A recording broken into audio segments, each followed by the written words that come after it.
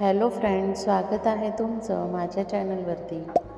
Friends, तुम्हाला जर video आवडला तर व्हिडिओला लाईक करा, चॅनलला सबस्क्राईब करा आणि बेल आयकॉन दाबायला विसरू नका. बहीण एक आईसारखी. आई हा शब्द जरी उच्चारला तरी मायेचा सागर डोळ्यांसमोर उभा राहतो. पण अनेक वेळा या मायेमधील दुसरा चेहरा आपल्या आयुष्यात आईची जागा वावरतो, ती म्हणजे बहीण. ही कथा आहे अशाच एका बहिणीची जी आपल्या धाकट्या भावासाठी आईच बनली. दिवस उजाडत होता. साताऱ्याजवळच्या एका छोट्याशा गावात चंद्रपूरमध्ये एक साधारण घर. त्या घरात 18 वर्षांची स्नेहा आणि 5 वर्षांचा तिचा लहान भाऊ आरव हे दोघांचे आता उरले होते. त्यांच्या आईवडिलांचा अपघातात मृत्यू झाला होता. सर्व काही एका रात्रीत बदललं. स्नेहासाठी तो काळ म्हणजे एका मुलीच्या एका रात्रीत स्त्री बनण्याचा क्षण होता. कोणतीही पूर्वतयारी नव्हती, फक्त जबाबदारी होती आणि प्रेम होतं. आपल्या भावासाठी ती आता फक्त बहीण नव्हती, आई होती. मायेची पहिली परीक्षा सुरू होते. दुसऱ्या दिवशी शेजारी आले. काहींनी म्हटलं, आरवला अनाथालयात पाठवा, स्नेहाचं आयुष्य पुढे आहे. पण स्नेहाने त्यांच्या डोळ्यांमध्ये डोकावलं आणि एका वाक्यात सगळं उत्तर दिलं, तो माझा भाऊ नाही, माझं लेकरू आहे. आता ती शिक्षणात हुशार होती, पण कॉलेजमधील शिक्षण थांबवलं. गावातल्या एका शाळेत शिक्षिका म्हणून काम मिळवलं. सकाळी काम, दुपारी आरवची देखभाल, रात्री अभ्यास आणि घरकाम. तिचं आयुष्य आता फक्त त्याच्या भोवती फिरत होतं. नेहमी आईसारखी जाणीव होत असे. एकदा आरव आजारी पडला. तापाने फणफणत होता. रात्री 12 वाजता गावात डॉक्टर नव्हते. स्नेहा त्याला पांघरून घेऊन गडगडणाऱ्या पावसात 4 किलोमीटर चालत तालुक्याच्या रुग्णालयात घेऊन गेली. तिथे डॉक्टरांनी विचारलं, आई आहेस का? ती हसली आणि म्हणाली, हो. त्या रात्री डॉक्टरांच्या लक्षात आलं, ही मुलगी खरंच आई झाली आहे. दिवस जात होते, पण संघर्ष त्याहूनही जास्त वाढत होता. आरव मोठा होत होता. त्याची शाळेतील प्रश्न, मित्र, स्वप्न, हट्ट सगळं स्नेहाला समजावून घ्यावं लागे. त्याच्या पहिल्या गणवेशाचे पैसे ती 4 महिने जमा करत होती. त्याने विचारलं, ताई, तू नवीन साडी कधी घेणार? तिने हसत उत्तर दिलं, तुला नवा शर्ट घातल्याशिवाय मजा नाही येत रे. ताईचं आईसारखं ओरडणं, प्रेम करणं होतं. कधी कधी आरव गैरवर्तन करे, स्नेहा त्याच्यावर ओरडे, पण रात्री त्याचं डोकं गोंजारत म्हणे, तुला ओरडलं, पण मनात एकदा तरी लागलं ना रे. आईची आठवण त्याला यायची, पण त्याहूनही स्वीकारलं होतं, माझी आई तर ताईच आहे. स्नेहाने आरवला चांगले शिक्षण दिले. तो 12वीला टॉपर झाला. इंजिनिअरिंगसाठी मुंबईला जायचं होतं. स्नेहाने तिच्या दागिन्यांची उस्तावरी केली, एकटीने प्रवास केला आणि आरवला मोठ्या कॉलेजमध्ये प्रवेश मिळवून दिला. आरव म्हणाला, ताई, तूच का इतकं करत असतेस? स्नेहा उत्तरली, आई असती तर काय केलं असतं? नसतं तुझ्यासाठी? ताईची एकटी लढाई सुरू होती. आरव मुंबईत गेला, पण स्नेहा गावातच राहिली. तिच्या एकटेपणाची तिची रोज झुंज सुरू झाली, पण त्याला कधीच कळू दिलं नाही. त्याला फक्त पाठिंबा आणि प्रेम दिलं. एका दिवशी तिने डायरीत लिहिलं, आईसारखं व्हायचं म्हणजे काय? आपल्या दुःखाची सावलीही न टाकता दुसऱ्यांच्या वाटेला फुलं टाकायची. मी बहीण आहे, पण आज वाटतं मी त्याची आई देखील आहे. आरव इंजिनियर झाला, चांगली नोकरी लागली. पण एक दिवस तो घरी परत आला. हातात एक साडी होती. म्हणाला, आई असती तर हिला दिली असती, पण आज मला वाटतं ही साडी तुलाच हवी आहे, कारण तूच माझी आई आहेस. स्नेहा डोळ्यातून अश्रू गाळत म्हणाली, माझा मुलगा मोठा झाला. आरव आणि स्नेहासाठी एक नवीन पहाट उगवते. आरवने स्नेहासाठी एक नवीन घर घेतलं. तिचं शिक्षण पूर्ण करण्यासाठी तिला परत कॉलेजला घातलं. तिचे स्वप्न तिने कधी पाहिले नव्हते, पण तो तिला ते दाखवत होता. स्नेहा आता आरवच्या मुलांनाही आईसारखेच माया देत होती. ताई म्हणून नव्हे, तर आजी म्हणून. नाही, आई म्हणूनच. कथेच्या शेवटी आरव एका कार्यक्रमात भाषण करताना म्हणाला, आई मला जन्म देऊन गेली, पण मला माणूस बनवलं माझ्या बहिणीने.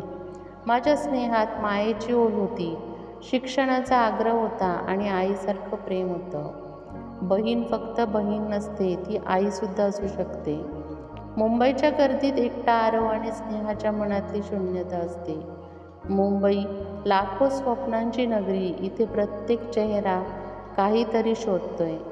आरवही त्यातलाच एक होता. इंजिनिअरिंग कॉलेजमध्ये प्रवेश घेऊन तो आत आपल्या आयुष्याच्या नवीन टप्प्यावर होता, पण त्याच्या मनात स्नेहाचं स्थान अधोरेखित होतं. रूमवर पोहोचल्यानंतर त्याने बॅगमधून स्नेहाचं दिलेलं छोटंसं देवघर काढलं. गणपतीचं ते चित्र आणि त्यामागे स्नेहाने लिहिलेलं, तुला आशीर्वाद देणं हे माझं काम आहे आणि तुझं यश पाहणं हे माझं स्वप्न आहे. आरव दररोज स्नेहाला फोन करत असे, ताई तर लोक फार वेगळी आहेत रे, तू नाहीच ना म्हणून खूप खोटं वाटतं. स्नेहा हसून म्हणायची, मी आहेच ना रे, फक्त जरा लांब आहे. पण तिच्या मनात फक्त एक पोकळी तयार होत चालली होती. आरवला दिलेलं प्रेम, वेळ, त्याचा अभ्यास, त्याचे हट्ट आता अचानक शांत झाले होते. एकटी स्नेहा आणि तिचं हरवलेलं आयुष्य. स्नेहाचं वय आता 30च्या आसपास आलं होतं. गावात लोक विचारायचे, लग्न नाही केलंस का अजून?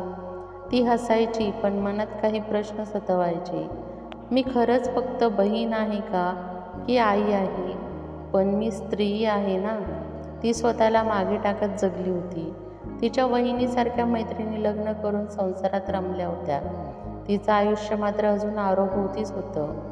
एका रात्री तिने तिची जुनी डायरी उघडली. पानावर लिहिलं होतं, जेव्हा आई गेली तेव्हा माझ्या मनात राग नव्हता, पण जबाबदारी होती. पण आता मी कधी स्वतःसाठी जगणार आहे का? आरवची परीक्षा आणि ताईचा आभाळ. कॉलेजमध्ये आरवच्या शेवटच्या वर्षाची परीक्षा चालू होती. स्नेहा दररोज सकाळी त्याला फोन करायची, पाणी पितोस ना, अभ्यास कसा चालू आहे? एक दिवस आरवचा फोन बंद आला. 3 दिवस झाले तरी काही संपर्क नाही. स्नेहाचं काळजात धस झालं. ती थेट मुंबईला पोहोचली. हॉस्टेलवर गेली. लोक म्हणाले, तो तापेने बेशुद्ध झाला होता, हॉस्पिटलमध्ये आहे. ती तिथे गेली. आरव झोपलेला होता. त्याच्या केसावरून हात फिरवत म्हणाली, तू मोठा झालास, पण माझ्यासाठी अजूनही तुझं डोकं माझ्या मांडीवर असावं वाटतं. त्याचा ताप कमी झाला. आरवने डोळे उघडले आणि ओठांवर फक्त एक शब्द होता, आई. आपल्या भावाच्या लग्नात आईचं स्थान घेतलं. आरवची नोकरी लागली. 2 वर्षात त्याने स्नेहाला स्वतःच्या हाताने घर बांधलं. आता तो स्वतःहून म्हणत असे, ताई तू आता जग स्वतःसाठी, चल बाहेर जाऊया, सिनेमा पाहूया. स्नेहा थोडी बदलू लागली. आता ती तिच्यासाठी एक साडी घेई, जरा आरशात बघी, केस विचरी. आरव म्हणायचा, ताई तू किती सुंदर आहेस हे तुला कधीच सांगितलं नाही, पण आज सांगतो. एक दिवस आरव म्हणाला, ताई मी लग्न ठरवलंय, तिला भेटशील का? स्नेहाचं मन थोडं बेचैन झालं, पण तिने हास्याचाच मुखवटा लावला. भेट झाली. ती मुलगी अतिशय समजूतदार होती, श्रेया. स्नेहाने आरवच्या हातावर हार ठेवत म्हणाली, हे लग्न नाही रे, ही माझी पूजा आहे. एक आई आपल्या मुलाला वाढदिवसाला देवाला वाहते, तसंच बहीण म्हणून दिलेला आशीर्वाद आणि आई म्हणून दाटलेले डोळे. लग्नाच्या दिवशी आरवने ठामपणे पुजाऱ्याला सांगितलं, माझ्या आईचा आशीर्वाद घ्यायचा आहे. पुजाऱ्याने विचारलं, आई कुठे आहे? आरवने स्नेहाकडे बोट दाखवत म्हटलं, तीच आहे माझी आई. सर्व उपस्थित पाहत राहिले. स्नेहाच्या डोळ्यातून अश्रू वाहू लागले, पण त्यात दुःख नव्हतं, अभिमान होता. अगदी योग्य वेळी तुम्ही शेवटची मागणी केलीत. आपण स्नेहा आणि आरवच्या भावनिक प्रवासात बरंच काही पाहिलं. अपघाताने बदललेली परिस्थिती, स्नेहाची आईसारखी माया, आरवचं मोठं होणं आणि अखेर स्नेहासाठी आलेले स्वतःचे एक क्षण, एक अपूर्ण स्वप्न आणि एक पूर्ण झालेली माया. लग्नानंतर आरव आपल्या पत्नी श्रेयासोबत पुण्यात स्थायिक झाला. तिथेच त्याचं ऑफिस आणि काही महिन्यातच घरात गोड बातमी आली. श्रेया गरोदर होती. स्नेहासाठी ही एक वेगळीच अनुभूती होती.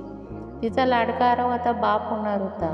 तिने पुन्हा जुनं स्वेटर विणायला घेतलं. जणू काही काळ पुन्हा उलटा फिरू लागला होता. तिच्या डोक्यात आरवचं बालपण सैरावैरा फिरू लागलं. पण यावेळेस तिचा रांगडा हात एका नव्या भूमिकेसाठी सज्ज होता. आजी म्हणून नव्हे, पुन्हा एकदा आई म्हणून. पुन्हा एक लेकरू येणार आणि स्नेहाची पूर्णता. जेव्हा आरवचा मुलगा जन्माला आला, स्नेहा हॉस्पिटलमध्येच होती. आरवने तिला जवळ बोलवलं आणि हातात बाळ ठेवत म्हणाला, ताई, याचं नाव तू ठेवशील. ती रडत म्हणाली, आईचं नाव ठेवूया का? जान्हवी. आरवने तिचा हात धरला आणि शांतपणे उत्तर दिलं, माझ्यासाठी आई म्हणजे तुझंच नाव आहे. या लेकराचं नाव स्नेहा जान्हवी देशमुख ठेवूया. एका बहिणीच्या आईपणाची सांगता स्नेहा आता तिच्या स्वतःच्या आयुष्याकडे बघायला शिकत होती. तिला एक सामाजिक संस्थेत काम करण्याची संधी मिळाली. तिने तिथे अनाथ मुलांसाठी शिकवायला सुरुवात केली. दररोज ती म्हणायची, या मुलांमध्ये मला माझा आरव दिसतो. ती आता आईच होती. अनेक मुलांची, जिचं गर्भात बाळ नव्हतं, पण जिचं हृदय मातृत्वाने ओसंडून भरलेलं होतं. एका छोट्या मुलीने एकदा तिला विचारलं, ताई, तुझं स्वतःचं मूल आहे का? ती हसून उत्तरली, नाही ग, पण मी ज्याच्यावर जीव टाकते तेच माझं मूल होतं. स्नेहा वृद्ध झाली. आरव यशस्वी इंजिनिअरिंग झाला. श्रेया एका कॉलेजमध्ये प्राध्यापिका झाली. जान्हवी आता कॉलेजमध्ये होती आणि तिलाही आजीपेक्षा आईसारखीच ताई अधिक जवळची वाटायची. स्नेहा एका दिवशी शांतपणे झोपेतच गेली. तिच्या कपाळावर हलकंसं हास्य होतं. जणू काही तिचं आयुष्य पूर्ण झालं होतं. कोणत्याही बंधनाशिवाय, कोणत्याही पदाची अपेक्षा न ठेवता तिने फक्त प्रेम केलं, आईसारखं. बहीण आईसारखीच असते. स्नेहाच्या मृत्यूनंतर आरवने तिच्या आठवणीवर एक लहानसा ट्रस्ट स्थापन केला. स्नेहालय, मायेसाठी एक घर, जिथे अनाथ मुलांना प्रेमाने वाढवलं जाईल, अगदी तसं जसं एक बहीण आपल्या भावासाठी आई होते. आरव एका भाषणात म्हणाला, माझ्या बहिणीने मला फक्त मोठं केलं नाही, तिने मला माणूस बनवलं. तिचं आयुष्य एक आईसारखं होतं. न बोलता माया देणारं, न मागता बलिदान देणारं. ती माझी ताई होती, पण मला तिच्या कुशीत झोप लागायची तेव्हा वाटायचं मी आईच्या मिठीतच आहे. कथा संपली, पण भावना अजामर. की कथा स्नेहा नावाच्या एका बहिणीची आहे.